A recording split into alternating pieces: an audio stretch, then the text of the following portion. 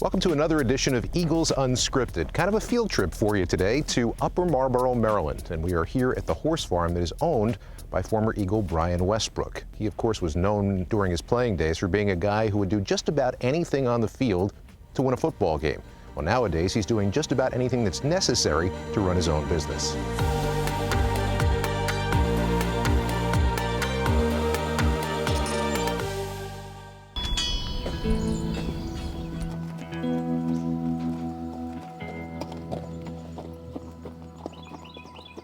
No, I didn't grow up on a farm. What happened was maybe 2005, 2006, I came down to visit one of my buddies, and one of his neighbors owned horses. He said, hey, let's go for a horse ride. And I was like, well, I've ridden horses before, but not really just kind of freely. And so the first thing the horse does is take off 300 yards, running full speed, sprinting. Luckily, because I had no knowledge of how to do it, I was able to stay on. That's why I say luckily. I was able to stay on.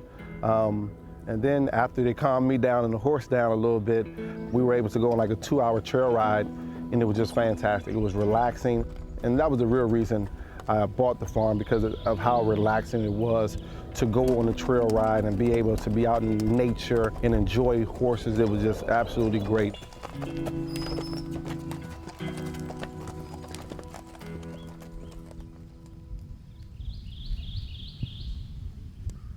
Ponds like this, they get these little plants called duckweed, which is all over the pond. So now we're starting the process of getting rid of the duckweed, and what we've introduced into the pond is a fish called koi that will eat the duckweed. And so instead of spraying products and chemicals to kind of kill it, we're trying to do it the natural way, and we'll see how it goes. This is stuff like when you have a farm, it's all about money, and so you have to research stuff, you have to Google stuff, you have to look things up. It's all about trying to educate yourself. You talk to people that have done it before, trying to educate yourself so that you're not spending more money to try to find out these answers. And in life, a lot of times mistakes cost money, and so you try to educate yourself beforehand so you won't be spending as much money trying to fix the problems that you've created. So I had the horse farm maybe 4 or 5 months before I even owned a horse. So I was here every day working, trying to understand exactly everything that goes into the business before I even had a horse. And it just kind of worked out that I now have 6 horses, and we enjoy and we ride them all the time. And so it's something, it's more of a labor of love type of thing now for us, but we enjoy it as well, so it's cool.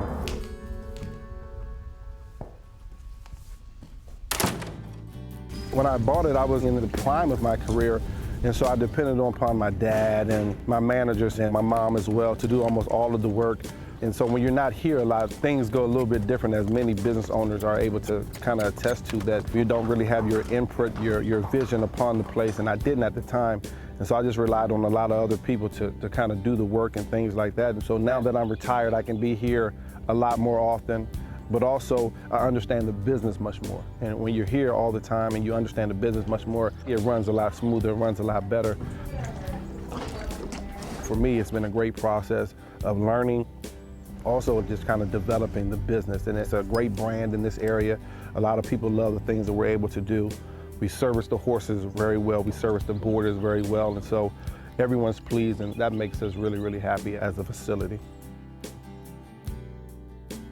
A typical day for you when you're working here is what? Well, just depending on things. Sometime when my manager's not available, we'll get here around 7:30. We'll feed the horses, and so that includes bringing all the horses in from the field, and then you go back and you're putting water in the water troughs in the field, making sure that they have water. You have to drag the arenas, make sure that they're nice and smooth for the people that want to ride. You mug the stalls. Occasionally we cut the grass in the fields. But the most important thing here is a service business. And so you have to make sure that the boarders are happy.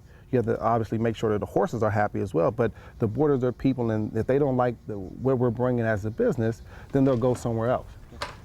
These horses, are they all horses that people just ride for pleasure? Are there any show horses that end up boarding here? Or certainly not race horses, right? Yeah, no race horses are here. A lot of our horses, 95% of our horses are just pleasure horses, where people will work 9 to 5 and come out at 6:30 and ride around the arena, go out on the trails and enjoy it that way. The other 5%, we have some people that do show, at more of the amateur, lower levels, but they're continuing to get better every single day. And as they get better, they'll continue to go up higher and higher in the levels of competition.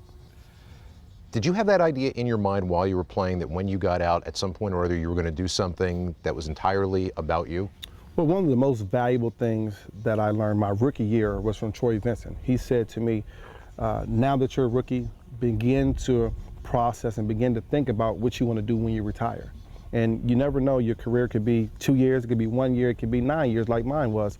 And so for me, I went to business school at Villanova, so I had a great opportunity to have a business mind and things like that. And so I always wanted to have my own business so that I can go to work when I want to go to work. I can manage people and make sure that people are doing the things the way that I want them to do them instead of working for someone else.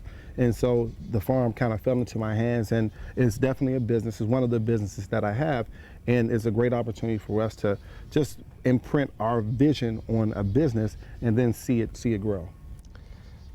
Is any football player really ready for it to come to an end when it comes to an end? Well, I think there are definitely guys that are ready. For the most part for us, and for me, more importantly, is that I knew that it was coming to the end. You start to see multiple injuries taking longer and longer to come back from, and you start to say, okay, is this really worth it? And luckily, I had set myself up financially well enough to be able to step away and be kind of carefree. Now, the underside of this is people found out just this past spring, something they may not have known, is that you, even though you were not somebody who had, concussion after concussion after, just a 1.5 kind of concussions or 2 in your career, that you at this point in your life are already experiencing some after effects of that, some memory loss, some things that you're having trouble with.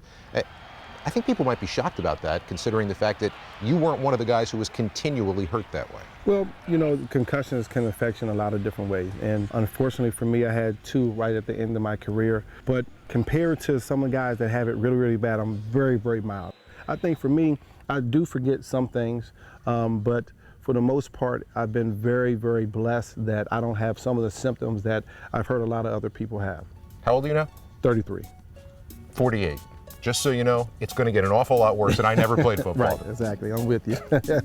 Eagles Unscripted is brought to you by Sports Authority, official sporting goods retailer of the Philadelphia Eagles, NovaCare Rehabilitation, and by Thomas Jefferson University Hospitals.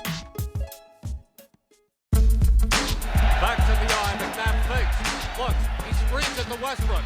He's at the 30, cuts to the outside, 35-40, 45 midfield, 45-40, 35-30. Westbrook at the 25-20, 15-10-5, Westbrook, touchdown! Brian Westbrook broke it. He's got the touchdown as he runs at the Brian Westbrook. Westbrook dashing over the middle. You cannot hold Westbrook down for a game. Brian Westbrook throws a touchdown pass before he runs for one. You're talking about hops.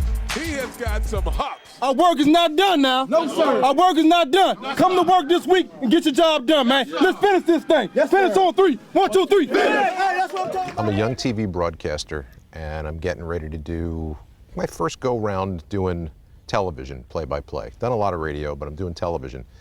And I'm doing games that are Villanova football games. And I'm getting ready, watching some tape, and you're the best football player on the field. I mean, and I'm not trying to disrespect anybody else by saying that, but I'm watching these Villanova games, and you're the best football player on the field. Did you know at that time that you were the best football player on the field? I think my goal and my thought process when I was at Villanova is just to be the best football player that I can possibly be. Work harder than anyone else. Same thing I try to do at the Eagles. At what point during your career there, while you were putting up just ridiculous monster numbers, did you have a feel that, what I'm doing here can get me to the next level? I didn't, because back then, really the only player in the NFL that was doing the things that I was doing in college was Marshall Faulk. He was the only player that was catching the ball out of the backfield, lining up in a slot, being able to run the football, lining up out wide, running those types of pass patterns. He was the only guy doing that in the NFL, and nowadays you see it a lot more than way back then. But and so I always just wanted to go out there and be good, and that was my main focus: be out there, be productive, be good, try to help these guys out, lead this team, and try to win as many games as I could. If you do a Google search right now, You don't pop up immediately as the NCAA all-purpose yardage leader because they're focusing on what was called Division I back then. But your numbers just blow those numbers away. Yeah. Does that bother you at all? No, it doesn't bother me. I think if people, and this is the same way I felt when I was playing for the Eagles, if people understand the game and they understand what players are capable of doing, and then they watch the things that I'm able to do on the field, then they'll appreciate everything that I bring to a football team. And if you watch the film, you talk to some defensive players and defensive coordinators, you'll understand the importance and the value that I have on the football field. When did you realize where you might end up going? Was it until you got the phone call that you had no idea what was going on? Or did you have a feel that you were going to get drafted? Well, I had really no idea. My junior year in college, they do an advisory board, and so they said I would get drafted. This is my junior year, between the 3rd and the 5th round. And so I had a better year, one of my best years, my senior year, so I was hoping we would push that to the 2nd and 3rd round, and you never really get a feel. You could talk to all the personnel guys that you want, but you never really get a great feel of where you get drafted. And so I watched the draft like a lot of the people that are going to get drafted, and you're hoping for the best. You're hoping the 2nd round, you're hoping the 1st. Didn't think the 1st was really a possibility, but you're hoping the 2nd, maybe the 3rd. And luckily, I was able to get drafted by the Eagles in the 3rd round and go into a situation where a great coach, a great group of guys, guys that were able to go out there and win football games, great leadership, a lot of older guys that can take the younger guys underneath their wing and teach them the right way, how to be a professional, how to do things the right way. And it was a great experience and great opportunity for me. I'm sure that there are a lot of Eagles fans that have a lot of different feelings about some of the things that you accomplished. I'm going to bet that one of the first word associations when people say your name, though, or at least mind associations, is they're going to go to that punt return at Giant Stadium. Right. I mean, because it's one of the most legendary plays in that era and maybe in Eagles history. He gets it away. It's a wobble. Bounces across the 20. Westbrook takes it. Looks for running room. Up to the 25, the 30, to the 35, 40, 45 midfield, 45, 30, 35, 40. Brian Westbrook! He's going! He's gone! Touchdown! Brian Westbrook! 84 yards! No penalty flags! I don't believe it! This place is in a state of shock! One play propelled us, and it kind of set the tempo and said, listen, we can win, we can do the right thing, we can do it in the Eagles form. For me, it was a coming out party. People said, oh, that's Brian Westbrook. They didn't realize who I was, and even though I was starting running back. They missed when you threw the touchdown pass? They missed that, and so, you know, it was just an opportunity for me to jump out there and to jump into people's mind. And a lot of Eagles fans, just like you mentioned, they remember that play as the kind of the start of my career. And also the start of something that you did I mean, you were a New York Giants killer. Yeah. Does that happen for a reason? Is it just one of those things? Do you get more amped for a specific team? Well, I love playing, you know, against the Giants. I love playing really against anybody, quite honestly, but it was a great matchup for us. They had some players that they put in positions where they had to play one-on-one, and my confidence level was very, very high against anybody in the NFL in a one-on-one situation. And so anytime we have that situation where we can get the matchup that we were looking for, Andy, Marty Morningwig, even back to Brad Childress would always take advantage of that. And they just put those guys, they kept on putting them in those situations, and we had to take advantage of it. And a lot of times we did. This portion of Eagles Unscripted was brought to you by Sports Authority, official sporting goods retailer of the Philadelphia Eagles. Westbrook breaks free. 15, 10, 5, touchdown! And he just got a mouthful of Brian Westbrook. He is something. He is having a day to remember, folks. They keep giving it to him, and as you said, Maurice, eventually he's going to pop the big one. He's at the 5. He's in for the touchdown. Brian Westbrook, his third touchdown of the game. The run we're talking about that you guys went on, like people say, it may be the best stretch in franchise history. Yeah. Do you get that feel from Philadelphia now, that appreciation for what it is that you guys accomplished? Well, I think over the last couple of years, just because the team has kind of struggled to duplicate some of the things that we did in the early 2000s, I think people are starting to see how special that really was.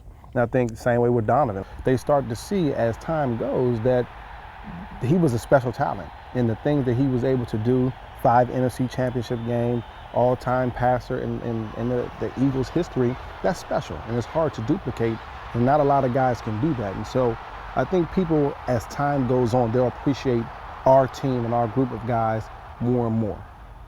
This is a couple of most questions. What was the most frustrating moment in that run? Which one was the loss that was just the most? Was it the Super Bowl? Well, of course, anytime you get to the Super Bowl, your goal obviously is to win. If you're able to get there, it's special just to be able to get there, but losing it is definitely frustrating. And then having a similar team come back the next year and fall so short is very frustrating. So the other most question is, what was the most fulfilling? What was the mountaintop? Was it the same game? Was it getting to the Super Bowl? Is there something else I'm missing? Well, I think getting to the Super Bowl is a great thing. And when you look back at your career, 8 years in Philadelphia, you just understand all the great times that you had there, all the great memories that you had with the guys, all the wins, and so many wins. It's hard to really point out just one, but we had a lot of great times. But that year we went to the Super Bowl, it was so special. We were winning every game. I mean, we're talking about the starters being out of the game by the end of the third quarter. We understood that work was work, and when we got to work, we would enjoy the meeting times and the breaks and things like that. But when we were on the football field, it was strictly business, and we didn't mess around. We didn't play any games. We just went there and we worked hard every single day. And the important part about the NFL is getting better every single day. And because of that process, we were able to reach the Super Bowl. When you look back, I know you said that you were trying to be the best football player you could be when you were at Villanova. Same thing when you got to the NFL and you were playing for the Eagles. Are you satisfied with what you accomplished? I'm more than satisfied. When you look at the average lifespan of an NFL running back, it's 3 years. And I was able to play 9 at a very high level. Could have played a couple more if I really wanted to push it. But I'm very satisfied. I was able to accomplish a lot of different things that some people doubted me from a long time ago. Even with all the accomplishments that I had in college, there were still some people that said, Brian's never going to be more than a special teams guy. He's not fast enough, he's not big enough, he's not strong enough. And I was able to prove a lot of those doubters wrong. But most importantly, my family had a great time. I was able to make enough money that I can support all of my family, and they were able to enjoy things like this horse farm, and we're comfortable, and that's the most important thing. I happen by here 5-10 years from now. Am I still going to see you out there repairing a fence and walking a horse in? Well, you probably will see me out there repairing a fence and walking a horse in about 5-10 years from now. Maybe hopefully I'll get my dad to do it in a couple of years, and so we'll let him continue to work a little bit. So it's a great experience for us here. We enjoy it. We do it because we love it, and not because we have to, but we can always hire people to do it, but we love to do it. We don't mind doing it, and that's the reason why we do it. Thanks for having us. We really appreciate it. Thank you. I appreciate it. This portion of Eagles Unscripted was brought to you by Thomas Jefferson University Hospitals, the official hospital of the Philadelphia Eagles. Eagles Unscripted is brought to you by Sports Authority, official sporting goods retailer of the Philadelphia Eagles, NovaCare Rehabilitation, and by Thomas Jefferson University Hospitals. All right, so who do we have here? Well, this is the first horse that I purchased. His name is Jojo, and he's actually the first horse that I kind of learned how to ride. And so when I first learned, I learned from a lot of cowboy guys, not really lessons. And so they just said, just go out there in the field and just ride him and you figure it out by yourself. And they said, this is left, this is right, and this is stop, and good luck. And so I have a great appreciation and love for Jojo. I'll never get rid of him because he took care of me when I had no clue what I was doing. Never fell off, never hurt me. Anytime that I would get a little bit uncomfortable and not really balanced in the saddle, he would just stop. He had your back. He had my back, and so this is my guy, Jojo. Now, one of the cardinal rules in broadcasting, since you've become a broadcaster now, and you probably may not know this, is you don't want to get an animal into a camera shot with you because you have no idea what they're going to do. Right. Just to, so far we did okay here.